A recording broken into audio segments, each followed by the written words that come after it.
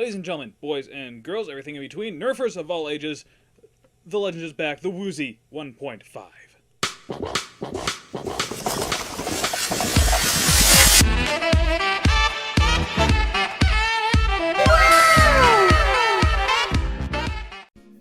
What's good, everybody? My name is Valor, and welcome back to the channel. Sorry for the delay in between videos. Things are crazy. You know how it is. And as ever, we're taking a look at the Woozi 1.5. Well, version 1.5, rather, from Collinwood, or Woody Armaments, or whatever he's going by now. It's kind of hard to keep track of everyone nowadays. But yes, this is the latest update for the Woozi. You might have seen some stuff on something like Derrickson's videos on how he builds them and just a general overview on them himself. But this is my video on my Valor edition, which has custom grips and a nice custom threaded muzzle device. Just like my original one, but, you know, much improved, just like the 1.5 Woozi is. But Valor, you ask, you know, what's different about it? Well, I mean, you can see the main difference between the version 1 and 1.5 is the version 1.5 is able to be printed in multiple different pieces, rather than just having two large halves that print in one solid piece, and it's very, very beastly of a print. It requires a lot of support, as well as a lot of print time, just for those two large chunks.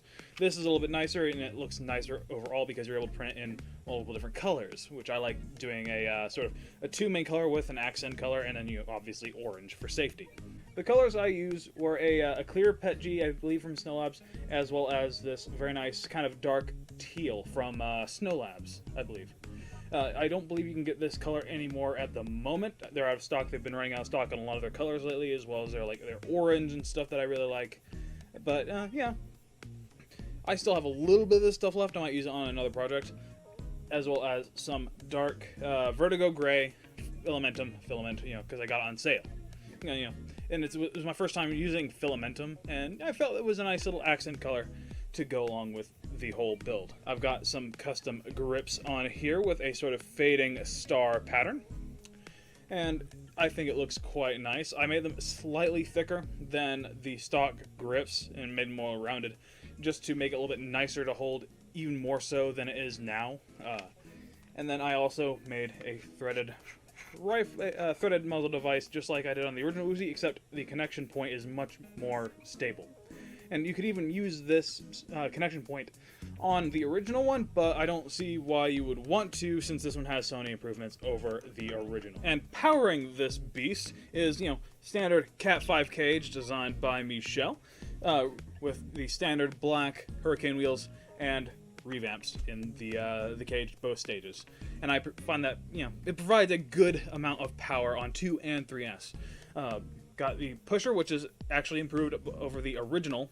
It actually has a slightly changed main yoke gear that actually has more circular cutouts to hug the worm gear better, as well as just a center shaft for that gear that actually locks down to the whole thing, which helps prevent any issues that people were having with the original pusher box, because people's printers have different tolerances and such.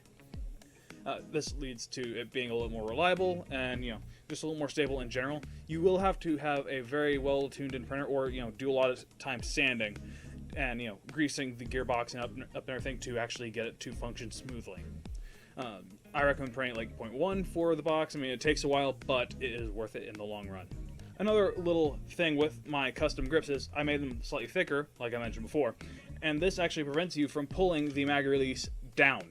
I've had it happen before and some friends have had it happen before, that some people have accidentally pulled the mag release downwards, and it's actually broken the little tabs inside of the blaster for the spring and everything to hook onto on that mag release. So having a mag release that juts out and acts as a stop for the mag release prevents any breakages that way. So you can still just press it up with your thumb. You might want to make a extended lever or something if you want that for ergonomics, but I'm fine with the stock one. It's not that hard to bump or anything, and I like it. The interesting thing about the colors, I was watching an old LGR video, and I realized that I sort of mimicked the iMac Bondi blue colors. I'll have a picture right here. Just kind of show you, like the teal with the clear and everything. I mean, it didn't have like this kind of dark gray or anything, but I just think that's a funny coincidence. And in the pusher box right here, I've got a Fang originally. They provided way too high of a rate of fire. The rate of fire was something like 17 darts per second on 3S, which was way too fast and way too uncontrollable. I mean, you might have seen Wacom's video on the Lepus from Jackrabbit NERF, and that is fine as a sort of backup blaster for just spraying down an entire room and, you know, switching back to your main blaster. But since this is more of a primary oriented or even secondary oriented blaster, I wanted it to be much more controllable, so I have a Kraken in the pusher now, which gives me about, you know, 10 to 14 darts per second. I think on 10 it's on 2S and 14 on 3. And, you know, you can vary your performance on this thing using 2 or 3S. On 2S, you get about the kind of 150s, like 150 to 155-ish. And on 3S, you get the sort of 170s, like 175-ish. So, you know, and it will also increase your rate of fire. So if you want to bring it down a little bit lower and make it a little bit slower for, you know, local games that have a cap of like 150, 160, this would be perfect for that. I mean, as long as, like, I think you could get away with it if it's only like a few FPS higher with your organizers if you don't point blank anybody. And at range, an extra 5 FPS isn't going to hurt anyone in my experience. And yeah, I'm going to take a mag, load her up, fire up the chronograph so I can actually back up my claims about FPS and not, you know, just have that be what I said.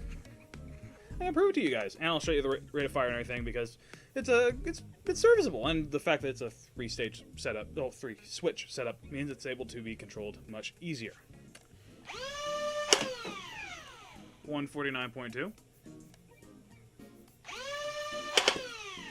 Oh, that one hit the chronograph, got 135 and 112. Oh well. I'm gonna dump the rest of the mag right now on 2S. And that is completely serviceable. Just for a more, you know, a general war and everything, you're not going to blow your entire load on a single target, which can be fun, but for practicality's sake, you don't want to really do that because you'll run out of ammo. I'm going to switch the battery now. I'd like to take this time to thank my patrons over on patreon.com. Starting at $1 a month, you can help the channel out, get access to some early looks at what I'm working on, as well as access to the Patreon-only Discord server, where you can, you know, chat with other people who are supporting me, you can chat with me directly, and you can also get access to the files that I make, because I occasionally make some custom STL files. Like, some I keep for myself, but some others I actually like sharing with my patrons, because I've always gotten asks for my threaded muzzle here, which you can find on the Discord server if you want to build your own Woozi and have a custom nice kind of spiral rifled muzzle kind of thing. Well, not rifled, but, you know, a spiral threaded muzzle.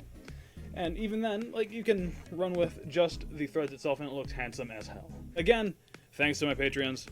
Back to the video. Alright, 3S loaded up. Got full 15 darts in this mag. Freshly charged 3S, by the way, and it's getting 173.5. I'm just going to show you the fire rate on a fully charged 3S. It will be a little bit higher than normal because it needs to drop down and flatten out on that voltage curve, but you'll get the idea. That's just so much fun.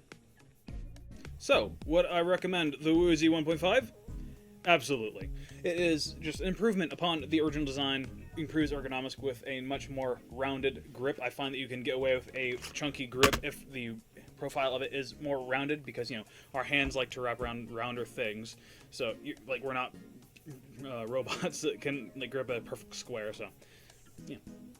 There's that. Another improvement is the fact that there is a new version of the this half of the lower grip here that has a small slot right here for a selector switch, and there is more room underneath the pusher box for a Arduino.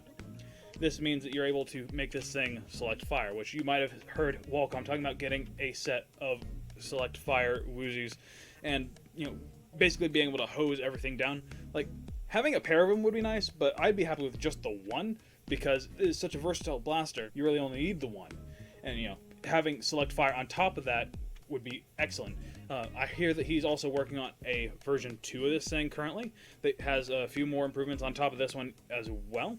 It has a pusher box that is powered by the N20 gearboxes that you can get from Outer Darts. They're really tiny nano gearboxes. That way he can have a little bit more durability out of it and not have to have a worm gear anymore in the pusher box, which, you know, reduces cost that way. And, you know, it's basically just combining two parts into one, reduces your bill of materials, and it's easy to access a different, like, RPM version of it. I'll have a link down to the Thingiverse page for this thing down below. And as ever, my name is Valor. Thanks for watching.